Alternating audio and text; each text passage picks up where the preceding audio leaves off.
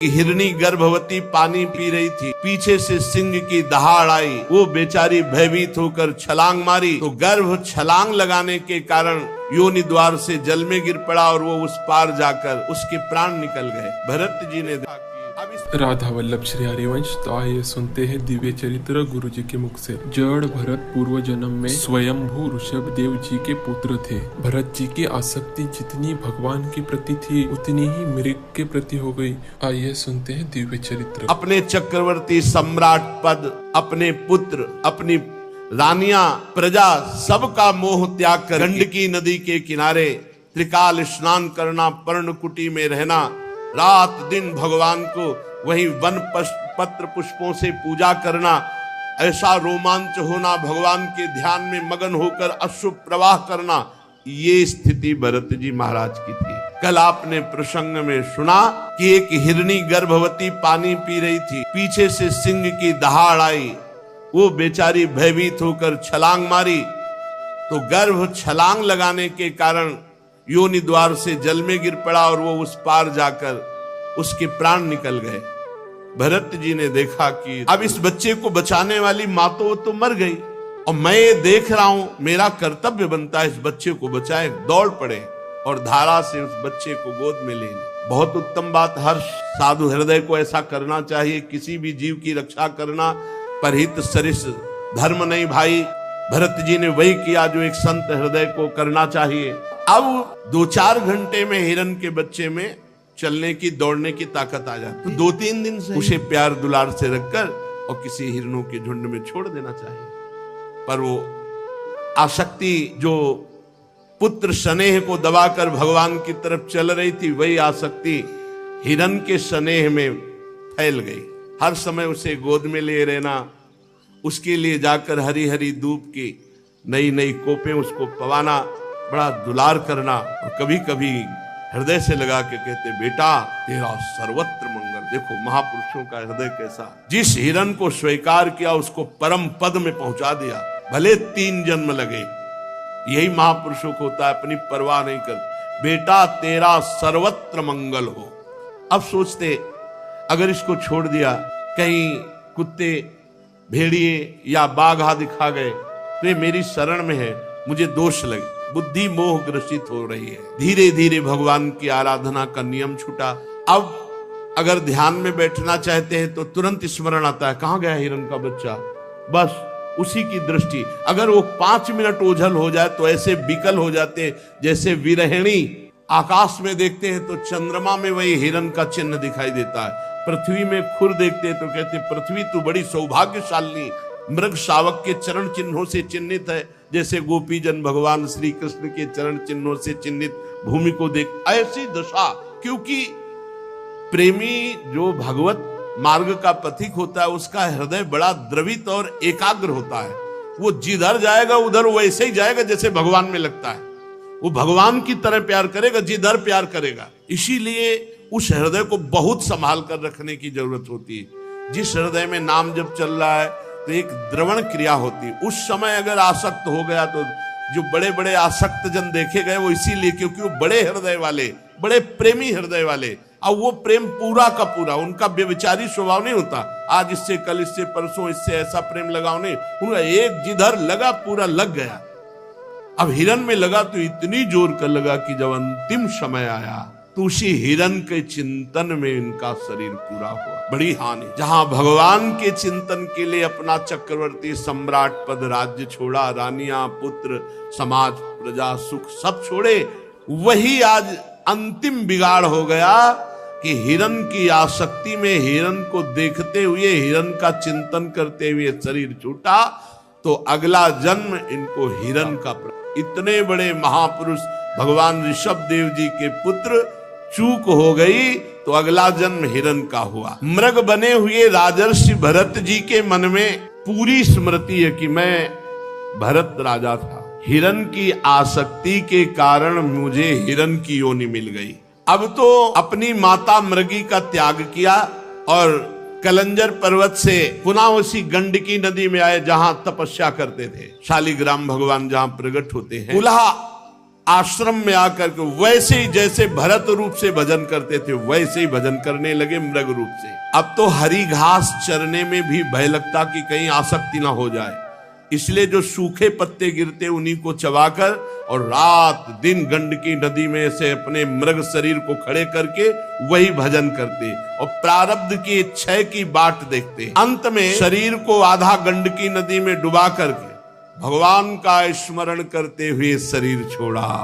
अब बात बन, जब मृग शरीर छोड़ा तो भगवान सुखदेव जी कहते हैं, हे राजन परीक्षित, आंगिरस गोत्र में जो बहुत ही ब्रह्म संबंध से युक्त और ब्रह्म कर्म से युक्त ऐसे ब्रह्म ऋषि के यहाँ जन्म हुआ भरत जी का, यही नाम पड़ा जड़ भरत। आंगिरस गोत्र में शम दम तपस्या स्वाध्याय वेदाध्ययन त्याग अतिथि सेवा संतोष तितिक्षा विनय विद्या अनुसूया आत्मज्ञान एवं आनंद सभी गुणों से महान श्रेष्ठ ब्राह्मण के कुल में जन्म हुआ। वैसी ही इनकी माता विद्याशील आचार रूप उदारता से संपन्न पातिव्रत धर्म धारण करने वाली ऐसी जगह जन्म हुआ। 9 पुत्र हुए और दूसरी पत्नी से 1 पुत्र और 1 कन्या। इनमें जो पुत्र थे वो महाराज भरत जी थे। मृग शरीर का परित्याग करके इस जन्म में ब्रह्म बोध संपन्न महापुरुष के रूप में जन्मे। अध्यात्म ज्ञान पढ़ना नहीं पड़ा क्योंकि मृग शरीर में ही भजन पूर्ण हो गया। यद्यपि पशु शरीर में भजन नहीं होता, लेकिन ये राजर्षि भरत के रूप में जो भजन किया और परहित के लिए अपना जीवन अर्पित कर दिया, उसके प्रभाव से मृग शरीर में भी पूर्व स्मृति और भजन ये बना रहा। उसके प्रभाव से अब जो जन्म हुआ वो ब्रह्मबोध संपन्न महापुरुष के रूप में। पूरी याद है, मैं राजर्षि भरत था, चूक हो गई, मृग बना, अब आकर के मैं इस ब्रह्म ऋषि के कुल में जन्मा हूं। पूर्व जन्म का पूरा स्मरण होने के कारण अब कोई विघ्न ना हो जाए, इसलिए वो पागलों जैसी वृत्ति में रहते हैं। बाल्यावस्था से ही हर समय भगवत स्मरण परायण, ओठ बंद और पागलों जैसी चेष्टा। श्री भगवान के चरणों का स्मरण मूर्ख, पागल, अंधा, बहरा ऐसा अपने को दिखाने लगे बचपन से ही। क्यों? कोई प्यार न कर बैठे, कहीं किसी से अपनापन न हो जाए। तस्यापि वा आत्मजस्य विप्राह पुत्र स्नेहानुबद्ध मना आसमा वर्तनात् संस्कारान यथोपदेशम विदधान उपनीतस्य चा पुनः शौचाच मनादीन कर्म नियमानन। पिता को बड़ा प्रेम था इनके ऊपर, क्योंकि ये ब्रह्मबोध संपन्न महापुरुष थे, पर सबको पता चल गया था कि ये बालक पागल है। शास्त्रानुसार समावर्तन पर्यंत जो पूर्व के अर्थात विवाह के पूर्व के जितने संस्कार ब्राह्मणत्व के हैं वो सब उपनयन संस्कार आदि से युक्त किया। पर देखें, ये तो बेटा पागल है। पिता का कर्तव्य है पुत्र को शिक्षा देना, इसलिए बड़े प्यार से समझाते। शौच के बाद ऐसे पवित्र हुआ जाता है, ऐसे आचमन किया जाता है, ऐसे ऐसे रहना चाहिए। भरत जी बिल्कुल उपदेश के विरुद्ध आचरण करते, जैसा उपदेश उसके विरुद्ध आचरण। क्यों? पिता की आसक्ति हम पे ना हो जाए, हमारी आसक्ति पिता पे ना हो जाए। साचापि तदुहा पितृ सन्निधावेवा सध्रीचीनमिउ इसम करोति छंदास्याध्यापयिष्यन् सा व्याहृति भी सा प्रणो शिरस्त्रिपदीम सावित्रीम। बहुत उपाय किया कि गायत्री मंत्र याद करवा दे। 4 महीने पूरा प्रयास किया, वर्षा काल में एक भी छंद याद नहीं करवा। फिर बसंत ग्रीष्म चैत्र वैशाख ज्येष्ठ आषाढ़ प्रणव सहित गायत्री मंत्र याद कराने का पूरा प्रयास किया, लेकिन पागल जैसी चेष्टा। पूर्ण विद्वान बड़ा हृदय में दुख हुआ कि ये मेरा बेटा पागल है, और ये पता ले कि ये बेटा ऐसा है कि कुल के कुल परम पावन कर देगा। पर बहुत प्यार था भरत जी के प्रति उनके पिता का, इसलिए बार बार वो पुत्र को अच्छी तरह शास्त्रों की शिक्षा देते। शौच, वेदाध्ययन, व्रत, नियम, गुरु सेवा, अग्नि सेवा, ब्रह्मचर्य पालन, इन सब की कुछ नहीं। ठीक विपरीत चेष्टा, पागलों जैसी, मूर्खों जैसी। वो हार गए और कुछ समय बाद उनका शरीर पूरा हो गया पिता का। अब तो स्वतंत्र हो गए, क्योंकि और कोई प्यार ही नहीं करता था, पिता ही प्यार करते थे। इन महापुरुष को पागल मूर्ख समझकर कोई प्यार नहीं करता, केवल पिता प्यार करते थे। वो भी पधार गए। पूर्व परंपरा के अनुसार उनकी मां उनके साथ सती हुई। अब तो कोई बोलने वाला नहीं, जो भाई थे वो समझते थे मूर्ख और पागल है। वो कर्म कांड को सब कुछ समझने वाले विद्वान ब्राह्मण थे। अब ब्रह्म ज्ञान रूपी परा विद्या का सिद्ध महापुरुष भरत जी को कौन जाने, इसलिए वो भरत जी के प्रभाव को न जानने के कारण ये मूर्ख है ऐसा समझकर उपेक्षा करते हैं। पिता के परलोक सिधारने पर बड़ी अव्यवस्था भरत जी के साथ, क्योंकि भाई लोग मूर्ख समझते थे, पागल समझते थे। बचा खुचा बाछी अन्न जैसे पशुओं को फेंका जाता है, ऐसे उनको दे, वो आराम से शरीर का प्रारब्ध है ऐसा मान के पा लेते। कोई काम बताते वो काम, कोई मार रहा है, कोई अपमान कर रहा है, कोई थूक रहा है, वो बिल्कुल वैसी पागल। और ब्रह्म बोध परा विद्या के सिद्ध महापुरुष भरत जी के अंदर कोई मान अपमान का विचार ही नहीं रह गया था। साधारण लोग जो नर पशु कहे जाते हैं, नर पशु मनुष्य रूप में पशु रूप, जो भगवान से विमुख केवल संसार के राग में लगे, वो उनको पागल करके अपमानित करते। कोई थूक देता, कोई ईंट मारता, कोई। भरत जी परा ब्रह्म विद्या के ज्ञानी महापुरुष, पर पागलों जैसी वृत्ति। कोई उनको मूर्ख कहता, कोई पागल कहता, प्रायः पागल करके ही पुकारा जाता है। और ब्रह्मबोध संपन्न महापुरुष।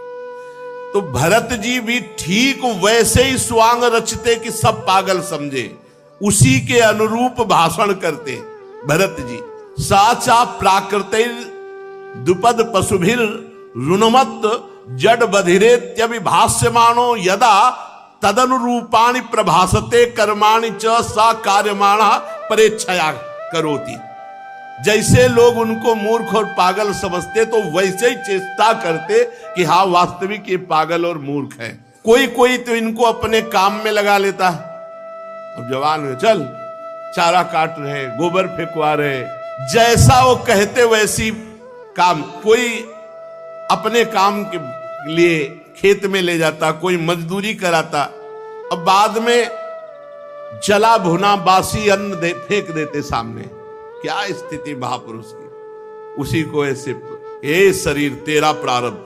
अब वो बाल ब्रह्मचारी अखंड शरीर वैसे ही पुष्ट बलवान, जीव के स्वाद की कोई वस्तु ही नहीं है, जली सड़ी बासी ऐसे ही दे देते हो। खूब दिन भर मेहनत कराते भरत जी से। ये किसी कारण से उत्पन्न होने वाला शास्त्रीय ज्ञान नहीं, स्वतः सिद्ध भगवत स्वरूप ज्ञानानंद में निमग्न महापुरुष, आत्मबोध प्राप्त महापुरुष। क्योंकि भजन के बल से आत्मबोध प्राप्त हुआ, इसलिए बस एक मोटा यज्ञोपवीत शरीर में पिता ने जो पहला दिया था जब से, वो यज्ञोपवीत और नीचे का वस्त्र, बस ऐसे ही रोड में पड़े हैं, रास्ते में पड़े हैं, कोई दे दिया खाए, कोई काम में लगा लिया, पागलों जैसे। बहुत अष्ट पुष्ट स्वस्थ शरीर। सर्दी गर्मी बरसात सब खुले पे सहना, अपमान आदि, चूंकि देहाभिमानी नष्ट हो चुका है इसलिए कोई क्लेश नहीं। क्या लालच वाली ये स्थिति है। लालच लगना चाहिए कि काश ऐसी स्थिति भगवान की कृपा से प्राप्त हो कि शरीर राग रहित, शरीर के पोषण की वृत्ति ही चली गई है। शीतोष्ण वात वर्षेषु वृष इवाना व्रतांगः पीनः संहननांगम स्थंडिल संविशेष नानुन मर्दना मज्जन रजसा महामणि रिवान अभिव्यक्त ब्रह्म वर्चसा। जैसे आग राख से ढक जाए पर अंदर आग है, जैसे मणि के ऊपर धूल लग जाए, ऐसे ही महाराज न कभी स्नान करते न कोई शरीर सफाई। सर्दी गर्मी बरसात आंधी इसमें लिखा हुआ है, नहाना धोना कोई मतलब नहीं, भगवत स्वरूप। शीतोष्ण वात वर्षेषु, गर्मी ठंडी हवा वर्षा, वृष इवानावृतांग, सांड की तरह खुले शरीर सहते। भगवान ने आदेश किया है साधक और साधु को, मात्रा स्पर्शास्तु कौन्ते शीतोष्ण सुख दुखदा आगमा पाइनो अनित्यास्तास्तितिक्षस्व। भारत, हे अर्जुन, ये आने जाने वाले गर्मी सर्दी मान अपमान सुख दुख हर्ष शोक इन सब को सह जाओ। अगर सह गए तो परम पद के अधिकारी हो जाओगे। भरत जी बड़ा ही हष्ट पुष्ट शरीर, पृथ्वी पर पड़े रहते, कभी स्नान नहीं करना, कभी हाथ पैर नहीं, मुंह नहीं धोना, कभी नहीं। स्थिति इनको प्राप्त हो गई। 3 बार स्नान साधन में करते थे पीछे गंडकी नदी में, 3 बार या 3 बार सो भले चाहे जाए, स्नान का तो हष्ट पुष्ट गठीला शरीर, पृथ्वी पे पड़े रहना, न हाथ पैर धोना, न मुंह धोना, न नहाना, शरीर पर अंगुलों मैल जम गया था। क्या सुंदर स्थिति है, क्या सुंदर स्थिति है। ब्रह्मतेज ऐसे जैसे धूल से ढका हुआ महामणि, एक मैला कुचैला कपड़ा है कमर में बस, और एक मैला यज्ञोपवीत। सब लोग यही जानते थे कि ये मूर्ख पागल है, मूर्ख पागल है। बहुत तिरस्कार करते भरत जी, काम करवाते, मारते। इतना बड़ा महापुरुष ऐसे सह रहे। ये जनता बहुत काम कराती और तिरस्कार करती, गांव के लोग बहुत तिरस्कार करते। बहुत महिमाशाली स्थिति है। नहीं तो यदा तू परत आहारम कर्म वेतनत इह माना स्वभ्रातृभिरपि केदार कर्माणि निरूपितस् तदपि करोति किंतु न समम विषमम न्यूनमधिक मिति। जब उनके भाइयों ने देखा कि लोग मजदूरी कराकर इसे भोजन दे देते हैं, तब बुलाया चल, और खेत में अपने काम में लगाया। यहां खुदाई करो, पूरे को बराबर करना है। तो कह रहे हैं कि ना समम विषमम न्यूनमधिक मिति। जहां समान खुदाई करनी थी वहां कुआं जैसा गड्ढा कर दी, जहां लगा दिया खोदो तो बस वहीं खोदते चले, क्योंकि ये पता नहीं चलना चाहिए कि ये बुद्धिमान है, मूर्ख है, ये पागल है, यही पता चल। क्यारियां ठीक करने में लगा, सब उल्टा कर दिया, सब क्यारियों में कुआं जैसा खोद दिया। भाई उनको डांटते, धक्का मारते, और भोजन में क्या देते? खली, भूसी, भुने हुए उड़द और चावल की कनकी सूखी ऐसे जैसे जानवर को दी जाती है, या पके हुए अन्न की जली हुई खुरचन। कैसे महापुरुष है जिनको विश्व का परम पवित्र भोग सब मिलना चाहिए, वो कैसे जी रहे। स्पष्ट लिखा हुआ है कि उनके आहार में चावल की कनी, खली, भूसी, भुने हुए उड़द ऐसे सूखे और वो ऐसे चबा लेते, या पके हुए अन्न की जली हुई खुरचन, जली हुई, वो दे देते। बड़े अमृत के समान उसे शरीर का प्रारब्ध समझकर खा लेते। भगा दिया भाई, धक्का मार, एक काम नहीं। दूसरे भाई ने पकड़ लिया, खेत की रखवाली करो, खेत की। अब वो खेत की रखवाली क्या करे? खेत इधर, आसन लगा इधर में पड़े, उनसे खेत से मतलब क्या है? विपरीत, वो जो भी कार्य करते तो उसके विपरीत, जिससे पक्का सबको समझ में आया कि पागल है, वहीं पड़े हुए थे। और एक डाकुओं के सरदार ने भद्रकाली से कामना की थी कि पुत्र हो जाएगा तो नरबलि चढ़ाएंगे। नरबलि मतलब मनुष्य को काटेंगे आपके सामने, और संयोग से पुत्र हो गया। तो भद्रकाली को मनुष्य की बलि देने के लिए एक पुरुष को पकड़वा मंगाया। राजा था दस्युराज। अब उस पुरुष को छोड़ दिया गया बाजार में, खूब जो चाहो खा लो। उसको पता नहीं, वो जलेबी, गुलाब जामुन जो जो बढ़िया पसंद सबको खा रहा था। एक दुकानदार ने धीरे से कहा, खूब खा लो, अब इन्हें गर्दन कटेगी जाके तुम्हारी। क्यों? भूले तो ऐसे फिरी थोड़ी खाने को मिल रहा है। दस्युराज ने आज उत्सव मनाया है और तुम उनके बलि पशु हो, तुम्हारी गर्दन कटेगी। तो उसने दोना पत्तल जो होता वो साथ लिए, भागा, वहां से निकल गया, भाग गया। अब जो रक्षक थे उनको, वो तो खुला छोड़े हुए थे कि खा पी लेगा, पकड़ लेंगे। जब देखा कि वो आदमी भाग गया तो सोचा अगर राजा से कहा जाके तो हम ही किसी को भी बलि चढ़ा देगा, इसलिए तुरंत कोई नर पशु पकड़ना चाहिए। दैववश वो तो भाग गया जिसको पकड़ के लाए थे। चारों ओर सेवक दौड़े कि अब कोई मनुष्य मिल जाए, नहीं तो हम लोगों की बलि चढ़ा देगा राजा। तो रात के समय तक दैवी योग दृष्टि पड़ी आंगिरस गोत्री ब्रह्म प्राप्त महापुरुष श्री जड़ भरत जी के ऊपर।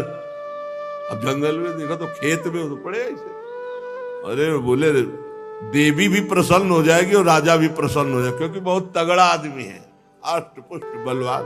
और उस समय वीरासन में बैठे हुए थे, रात्रि के नजदीक आए, पकड़ लिया, कोई विरोध नहीं। बोले हमारे स्वामी का कार्य इससे बहुत सिद्ध हो जाएगा, देवी बहुत प्रसन्न हो जाएगी। रस्सियों से बांध लिया, बंधवा लिया, कोई रोका नहीं, बिल्कुल पागलों जैसी चीज। जो शरीर का होना है वो पक्का होना, जो नहीं होना है वो नहीं। रस्सियों से बांध ली, ले गए भद्रकाली के मंदिर में। अब बाजार में नहीं छोड़ा, एक तो निकल गए, अब दोबारा अगर वहीं सीधे मंदिर ले गए। पद्धति के अनुसार बढ़िया उपटन लगाया गया। आज जीवन में उपटन लग रहा है महाराज, जीवन में कोई प्यार से तो उपटन लगाया नहीं। भरत जी ले और लंबे हाथ में बढ़िया उपटन लगा कर। अब ये नहीं कि ज्ञान नहीं, पता है, तलवार भी रखी, पता है दोनों शरीर का है, जो शरीर का प्रारब्ध है उसको भोगना होगा। विधि पूर्वक बढ़िया इत्र फुले लगा के स्नान, सब नए नए वस्त्र पहनाए गए, चंदन लगाया गया, माला, जैसे अब गर्दन कटनी तो माला भी। फिर सुंदर खीर पुआ भोजन, डट के भरत जी ने, कोई चिंता नहीं, पता है, अज्ञानी थोड़ी, परम ज्ञानी है। फिर धूप दीप से आरती की गई, क्योंकि बलि चढ़ाना है।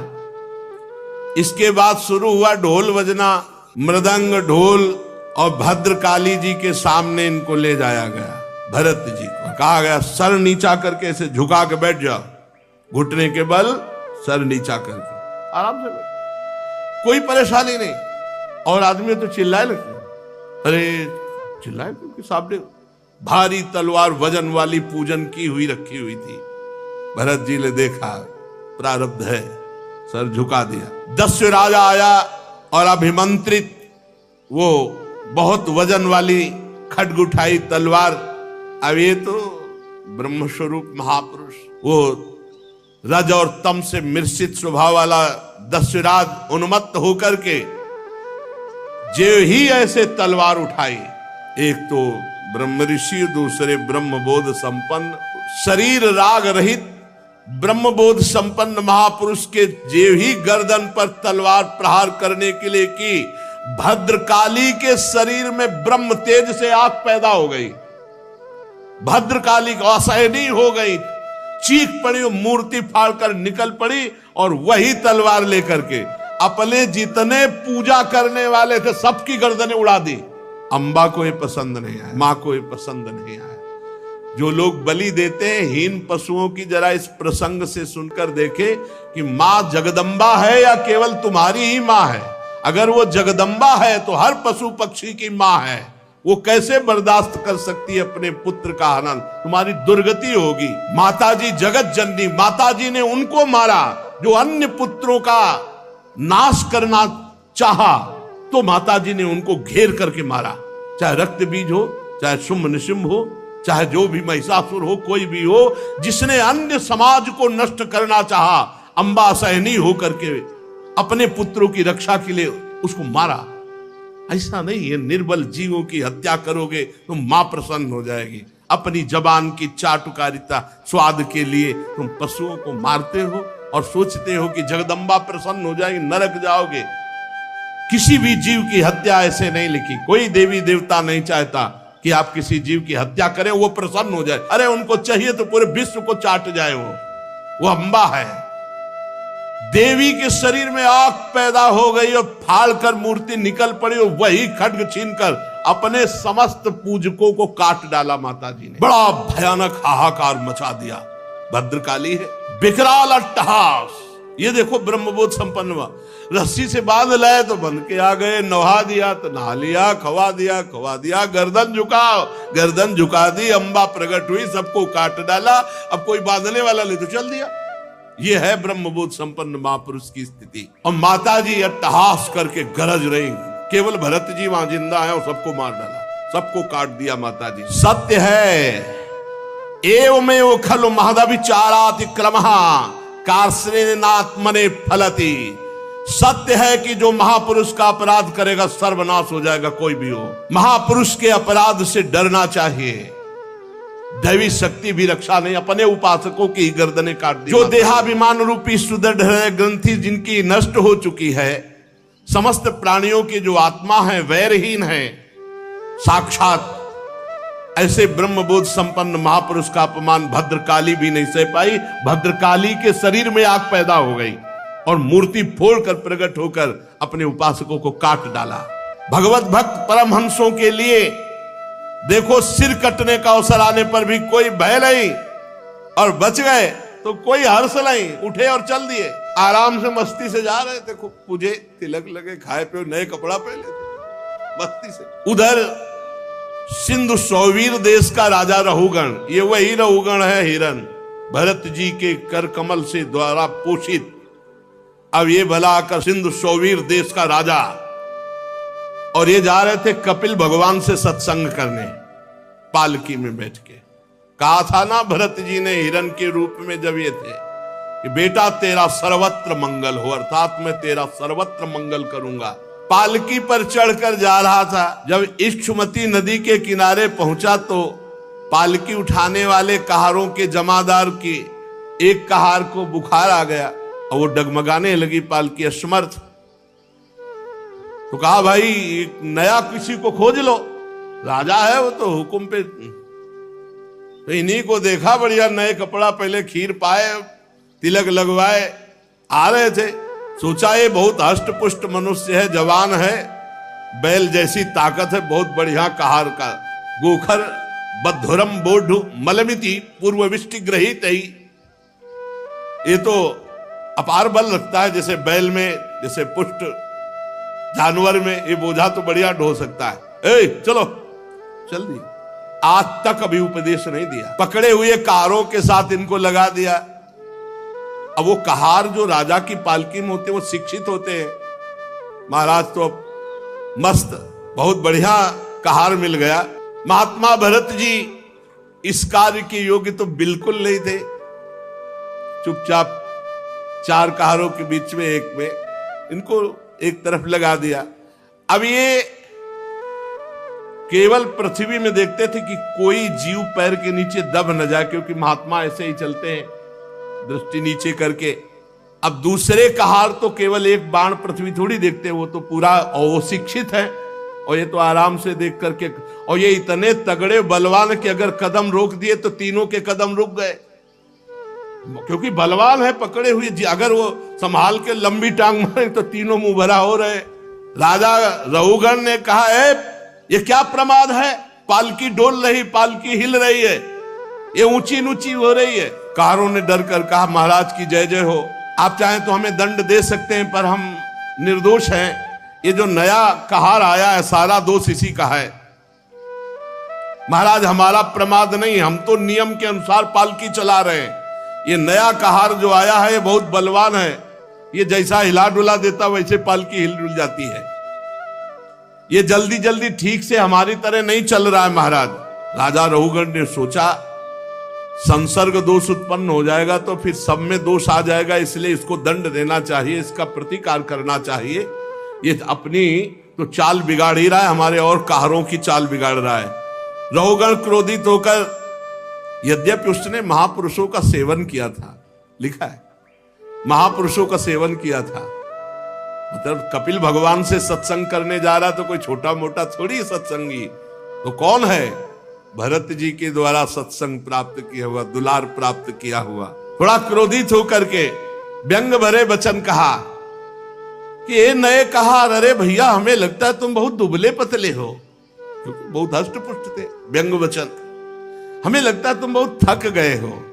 अच्छा तुम्हारे साथियों ने सहारा भी नहीं दिया। अच्छा ऐसा लगता है तुम पूरा बल लगाकर अकेले पालकी ढो रहे हो।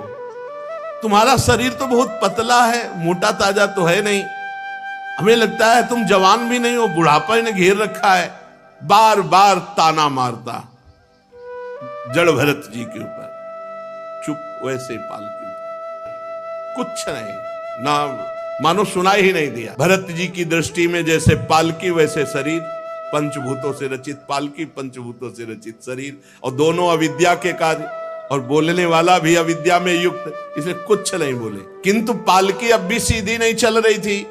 अब जैसे कई कई जगह 5-5 लाइन चीटी चलती है, ऐसे मारी छलांग तो ये तो कब पकड़े थे, नहीं तो नीचे आ जाते पालकी के। राधा रहुगण को बहुत क्रोध आया, आग बबूला हुए, अरे ये क्या, तू जीता ही मर गया है, तू मेरा निरादर कर रहा है, मेरा उल्लंघन कर रहा है, मालूम देता तू प्रमादी है। जैसे दंड पाणी यमराज का दंड निष्फल नहीं जाता, ऐसे मैं तुझे दंड दूंगा, तेरा इलाज करूंगा, तेरे होश ठिकाने लाऊंगा। जड़ भरत जी ने एक बार देखा कि इलाज तो गुरु हमने तुम्हारा कर ही दिया है इलाज तो हो ही गया है तुम्हारा, क्योंकि तुमको कांधे पे ले लिया, पहले भी कांधे पे लिया था और अब भी कांधे पे लिया है। हमें 3 जन्म लगे, अब तुम्हारा इलाज पक्का हो जाएगा। अनाप शनाप बातें रहुगण। उनको बड़ा पांडित्य का ज्ञान अभिमान था कि मैं बहुत ज्ञानी हूं रहुगण को। जड़ भरत जी ने देखा कि कच्ची बुद्धि और मुस्कुराए। आज जिंदगी में पहली बार बोले महाराज। श्री भगवत रसिक जी कहते हैं कि बोले ना बोले तो हृदय की ग्रंथि खोले। आज प्रवचन शुरू है महाराज जड़ भरत जी का। त्वयोदितम व्यक्तम अविप्रलब्धम भर्तु समय स्याद्यदि वीर भारः गंतुर यदि स्यादधिगम्य मध्वा पीवेति रासौ न विदाम प्रवादः। तुमने जो कहा सब यथार्थ है जड़ भरत जी। मैं कोई उलहना नहीं दे रहा हूं। कितना हो भाग्य कि आज जिंदगी में आज जड़ भरत जी बोले नहीं। अभी तलवार चलने की स्थिति में भी नहीं बोले, आज तक नहीं बोले, मौन। आज बोले भार नामक कोई वस्तु है तो ढोने वाला कोई है ही, मार्ग है तो चलने वाला कोई है। मोटापन, पतलापन, ये सब शरीर के लिए है, आत्मा के लिए तो नहीं ना। क्या ज्ञानी जन ऐसी बातें करते हैं जैसे तुम करते हो? कैसे समझा रहे? जैसे बेटा को समझा। ये स्थूलता, मोटापन, कृष्णता, पतलापन, आधी, व्याधि, भूखो, प्यास, भय, कलह, इच्छा, बुढ़ापा, नींद, आसक्ति, क्रोध, अभिमान, शोक, ये सब देहाभिमानी को प्राप्त होते हैं, आत्मस्वरूप में नहीं। क्या सुंदर बात, क्या सुंदर बात। ये सब देहाभिमानी को प्राप्त होते हैं, आत्मस्वरूप को नहीं। राजन, तुम जो कहते हो मैं तुम्हें दंड दूंगा, मार दूंगा, ये विकारी पदार्थों को, निर्विकार स्वरूप को, मेरे स्वरूप को बहुत। ये दोनों बातें जो मारना या जीना है, ये आदि और अंत वाले इसी शरीर के अंतर्गत की बात है, स्वरूप में नहीं। यशस्वी नरेश, स्वामी और सेवक भाव जहां स्थित होता वहां आज्ञा पालन होता। मैं आपका सेवक नहीं हूं, तुम हमारे स्वामी नहीं हो, तुम्हारी आज्ञा का पालन हमारे ऊपर लागू नहीं होता। तुम राजा हो, मैं प्रजा हूं, ये भाव होने पर तुम्हारा शासन लगता। मैं प्रजा नहीं हूं तुम्हारी, ये भेद बुद्धि मेरे में नहीं है, व्यवहार के लिए अवकाश नहीं है। बहुत कोई थोड़ा परमार्थ को जो समझ रहा होगा वही समझ पाता है। परमार्थ दृष्टि में कौन स्वामी और कौन सेवक? तुम कहां राजा और मैं प्रजा? ये परमार्थ दृष्टि में कहां है? स्वामित्व का अभिमान रखने वाले हो तो बोलो, अब बोलो मैं तुम्हारी क्या सेवा करूं। अगर स्वामित्व का अभिमान रखते हो तो बोलो मैं तुम्हारी क्या सेवा करूं। वीरवर, तुमने कहा मत उन्मत्त प्रमत्त, तो मैं अपनी स्थिति में रहता हूं, तुम मेरा इलाज क्या कर सकते हो? तुमने कहा जड़ और प्रमादी ये शरीर, तुमने कहा शिक्षा दोगे तो पिसे हुए को क्या पीसोगे? क्या पीसोगे? शरीर को तो दंड दोगे और फिर नीचे करके पालकी लेके चल दी। जड़ भरत जी की दृष्टि और वचन और तत्व का उपदेश, अब तो रहुगण कूद पड़ा पालकी से, साष्टांग दंडवत हुआ। क्योंकि ऐसा कोई ब्रह्मबोध संपन्न महापुरुष ही बोल सकता है। राजमद चूर चूर हो गया, चरणों में सिर रख करके, हाथ जोड़ करके, घुटने टेक करके कहा। पालकी लिए हुए भरत जी कूद पड़ा रहुगण, साष्टांग दंडवत, आगे घुटने टेक कर हाथ जोड़कर कहा, देव आपका एक ही चिन्ह दिखाई दे रहा, यज्ञोपवीत द्विज का, ब्राह्मण का, और आप प्रच्छन्न भाव से विचरने वाले हैं। क्या आप अवधूत शिरोमणि दत्तात्रेय, या आप कौन हैं? कहीं आप साक्षात भगवान कपिल देव जी तो नहीं है? मुझे इंद्र के वज्र से डर नहीं लगता, ना हम विशंके सुरराज वज्रान्न त्र्यक्षशूलान्न यमस्य दंडात नान्यर्क सोमा नीलवित्त पास्त्रात छंके भृशम ब्रह्म कुलावमानात। महाराज, मुझे इंद्र के वज्र से डर नहीं, भगवान देवादिदेव महादेव के त्रिशूल से भी मुझे डर नहीं, यमराज के काल दंड से भी डर नहीं, अग्नि सूर्य चंद्र वायु कुबेर इनके अस्त्रों से डर नहीं, पर मैं डरता हूं ब्रह्म ऋषि के अपमान से। आप कोई प्रच्छन्न भेष में अवधूत महापुरुष हैं, आप मूर्खों की भांति विचरण करने वाले, इसलिए मेरे से अपराध बन गया। साधु, आपकी दृष्टि और आपके वचन की मैं था ही नहीं पा रहा हूं कि आप कितने अगाध ज्ञान संपन्न हैं। मैं आत्मज्ञानी मुनियों के परम गुरु साक्षात भगवान श्री हरि की ज्ञान शक्ति के अवतार योगेश्वर भगवान कपिल देव जी के यहां सत्संग करने जा रहा था, सत्संग सुनने। क्या आप इस भेष में मुझे ज्ञान देने के लिए भगवान कपिल देव जी आए हैं? कौन हैं आप? अपना रूप छिपाकर विचरण कर रहे हैं। भला मुझ जैसे विवेकहीन पुरुष की कहां सामर्थ्य है कि आप योगेश्वरों की गति को हम जान सके? प्रभु, कि आप योगेश्वरों की गति को हम जान सके। प्रभु, आपके कुछ वचनों से मुझे संशय हो रहा है। मैं प्रश्न करता हूं, दृष्टा श्रमः कर्मत आत्मनो वैर भर्तुर गंतुर भवतस चानुमन्ये यथा सतो दान यनाद्य भावात समूल इष्टो व्यवहार मार्गे। आपने जो ये कहा कि शरीर को दंड दो या सम्मान दो या अपमान करो, कोई फर्क नहीं पड़ता, तो नहीं महाराज, फर्क पड़ता है। मैं युद्ध आदि में जब श्रमित होता हूं तो मेरा शरीर श्रमित होता है, तो मुझे अनुभव होता है कि मैं श्रमित हो गया। जब बोझा ढोया जाता है तब ये लगता है कि मैं थक गया, तो मतलब शरीर का थकना आत्मा का थकना लगता है। शरीर का पीड़ित होना मतलब आत्मा को पीड़ित होना पड़ता है। सही लग रहा है ज्ञान? अब देखो, अपने लोगों को सही लग रहा है ना? यही अज्ञान है। रहुगण ने कहा कि जैसे युद्ध में कर्म किया जाता है तो अस्त्र लगते हैं, थकित होता है, तो जब शरीर को पीड़ा होती तो अपने को पीड़ा होती है ना। और आपने कहा शरीर का मान अपमान व्याप्ता नहीं है। बोझा ढोने पर शरीर को थकान होती तो अपने को लगती है ना थकान। मुझे ये बात समझ में नहीं आई आपने जो कहा। क्या घड़े से जल लाना ये मिथ्या है? घड़ा मिथ्या है कि जल मिथ्या है? और घड़े से जल लाना रूपी क्रिया मिथ्या है? क्योंकि जड़ भरत जी ने कहा शरीर और पालकी और जाने की क्रिया ये सब मिथ्या है। देह का सुखद या दुखद प्रभाव आत्मा पे पड़ता है, रहुगण ने कहा। जैसे आपने कहा नहीं पड़ता, माना। चूल्हे पे रखी है बटलोई और बटलोई में है पानी और पानी में है चावल, और जब अग्नि का ताप लगता है तो बटलोई भी गर्म होती है, पानी भी खौलता है और चावल भी पकता है। ऐसे ही जब शरीर को पीड़ा होती है तो अंतःकरण को पीड़ा होती है, जब अंतःकरण को पीड़ा होती है तो आत्मा को होती है। तो बिल्कुल सही करेक्ट लग रहा है, बहुत बढ़िया बोल रहा है, लेकिन ये आत्मज्ञान नहीं, ये देहाभिमान के अंतर्गत बात है। और आपने जो कहा कि दंड देना व्यर्थ है, हमारे को दंड देना व्यर्थ है, तो व्यर्थ कैसे हो सकता है? राजा का कार्य है प्रजा को शासन में लेना, उद्दंडों को दंड देकर के ठीक करना, उन्मत्तों को दंड देना पिसे हुए को पीसने के समान व्यर्थ नहीं हो सकता। इसलिए भगवान की सेवा होती है उद्दंडों को दंड दे करके पवित्र करना।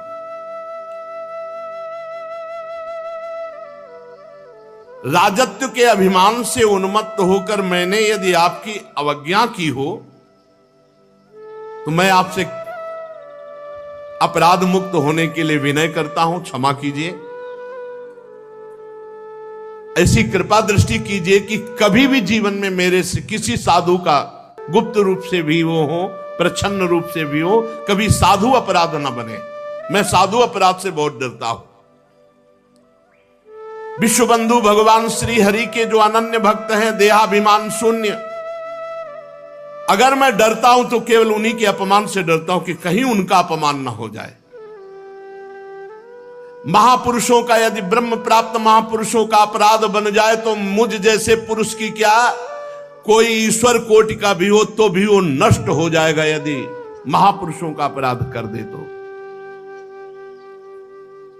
जड़ भरत जी बोले, अकोविदः कोविद वाद वादान वदस्यथो नाति विदाम वरिष्ठः ना सूरयो ही व्यवहार मेनम तत्वावमर्शेन सह मनंती।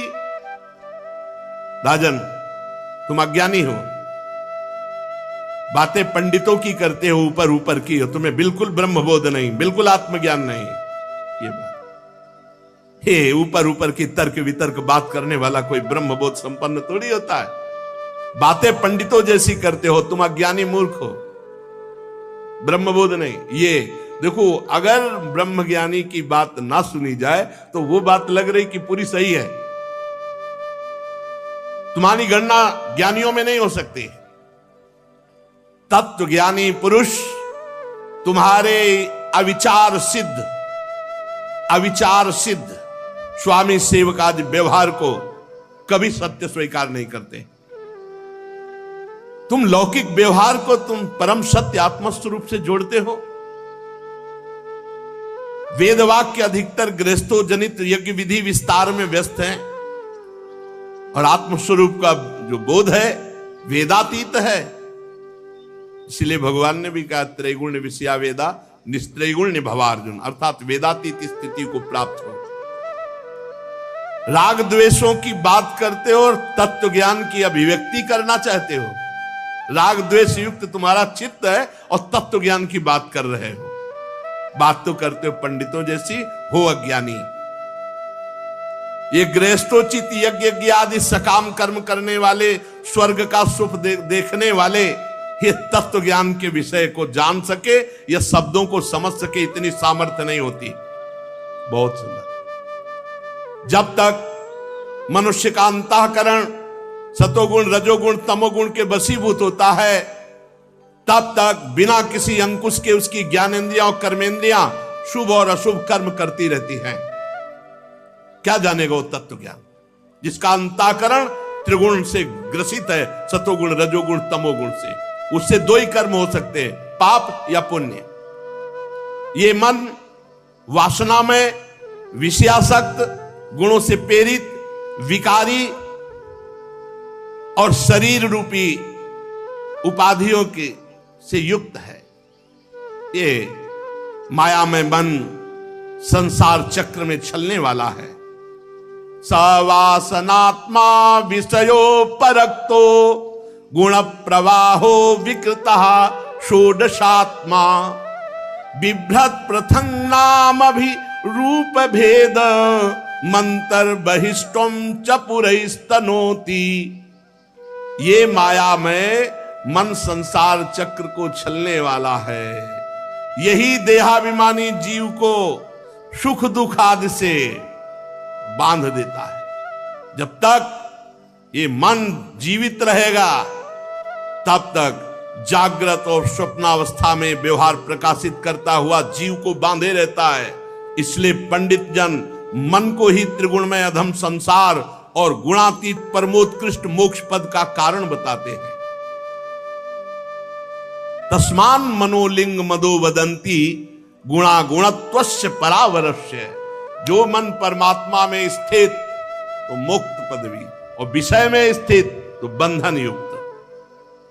विषयासक्त मन जीव को संसार में फांस के रखता है और भगवदासक्त मन मोक्ष पदवी प्राप्त कराता है। जो वासनामय मन है वही बंधन युक्त है और जो निर्वासनिक परमात्म चिंतन में तन्मय मन है वही मोक्ष पद है। घी से भींगी हुई बत्ती खाने वाले दीपक में तभी तक धुआं निकलता है जब तक घी है, और घी समाप्त हो गया तो अग्नि तत्व में लीन हो जाता है। उसी प्रकार जब तक विषय भोग है, विषय भोगों में सुख बुद्धि है, तभी तक ये कर्म बनते हैं, उनकी वृत्तियां होती हैं। और जहां विषय भोगों का भाव हट जाता है तो सब शांत हो जाता है। न दीपक, न बत्ती, न आग, ऐसे न संकल्प, न कोई क्रिया, न कोई भोग वासना। एक स्थिति जैसे बताते हैं, ये दीवाल घड़ी का सेल हटा दो तो सेकेंड, मिनट, घंटा वाली सुई वही ठप। ऐसे मन, बुद्धि, चित्त, अहंकार, इंद्रियां सब भगवत स्थित, सब भगवत स्थित। अब कैसे जानोगे? 5 मिनट तो ये स्थिति आती नहीं है।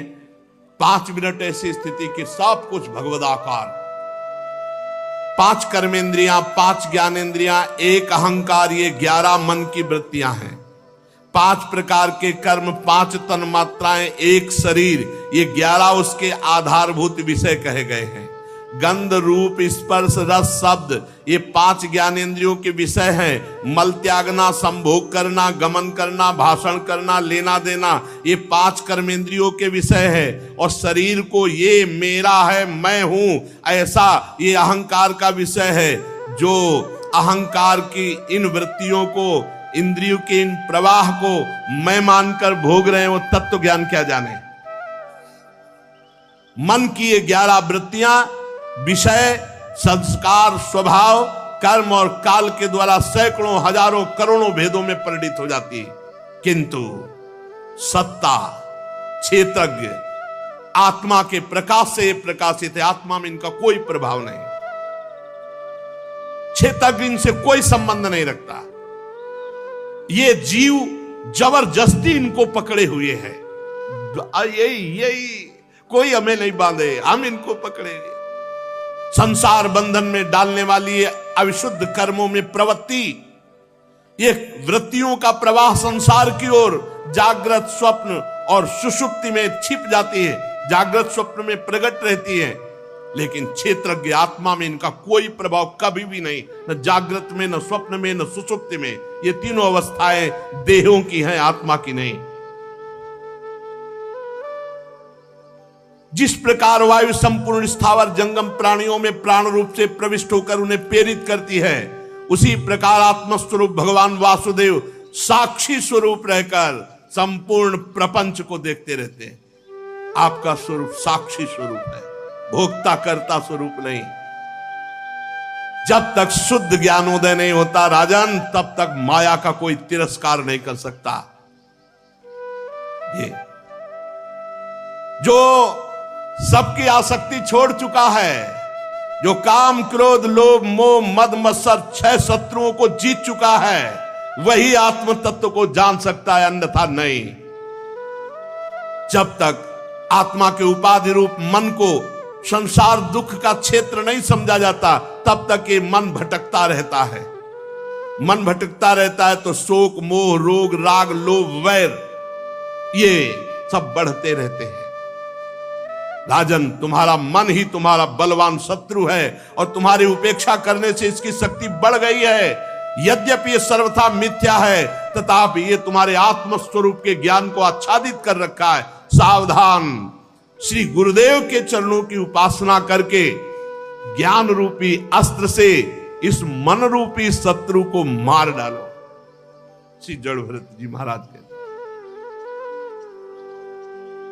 नमो नमः कारण विग्रहाय, स्वरूप तुच्छीकृत विग्रहाय, नमो अवधूत द्विज बंधुलिंग, निगूढ़ नित्यानुभवाय तुभ्यम। नमो नमः, नमो नमः, बार बार चरणों में गिर रहे रहोगे। प्रभु मैं आपको बार बार नमस्कार करता हूं, बार बार नमस्कार करता हूं। मैं समझ ही नहीं पा रहा आपके ज्ञान को, विशुद्ध आत्मबोध। आपने जगत का उद्धार करने के लिए देह धारण किया। योगेश्वर, परमानंद स्वरूप, आप तो बहुत उच्च कोटि की अवस्था को प्राप्त महापुरुष है। एक जड़ ब्राह्मण का वेश धारण किए हुए नित्य ज्ञानमय स्वरूप को जन साधारण की दृष्टि से ओझल किए हुए अपने को पागल जैसा दिखाने वाले, हे अवधूत शिरोमणि, नमो अवधूत द्विज बंधुलिंग, निगूढ़ नित्यानुभवाय तुभ्यम। मैं आपको बार बार नमस्कार करता हूं। प्रभु, जैसे प्यासे को पानी अमृत जैसा मिल जाए, ऐसे आपकी वाणी मुझे शीतलता प्रदान, जैसे ज्वर पीड़ित को ठीक औषधि मिल जाए। प्रभु, मैं देहाभिमान रूप विषैले सर्प से डस लिया गया था, आज आपके अमृत में वचन औषधि का काम कर रहे हैं। हे देव, मैं आपसे संशयों की निवृत्ति तो कराऊंगा ही, पहले ये जो आपने अध्यात्म योग का उपदेश किया। राधा वल्लभ श्री हरिवंश, अगर आपको ये दिव्य और दैविक भगवान जी के प्रिय भक्त जड़ भरत जी का दिव्य चरित्र पसंद आया होगा तो जरूर लाइक, शेयर, सब्सक्राइब करके और हमारे चैनल से जुड़ सकते हैं। हम ऐसे ही दिव्य दिव्य दैविक महापुरुषों के और संतों के, महापुरुषों के चरित्र लाते रहेंगे। सभी लोगों को राधे राधे। मैं इसे सरल ढंग से समझना चाहता हूं। मुझे आत्मज्ञान समझाने की चेष्टा, मुझे कैसे आत्मज्ञान हो ये समझाने की चेष्टा करें तो फिर भरत जी महाराज जो बोलते हैं वो आगे चलता। श्री राधा वल्लभ लाल की जय।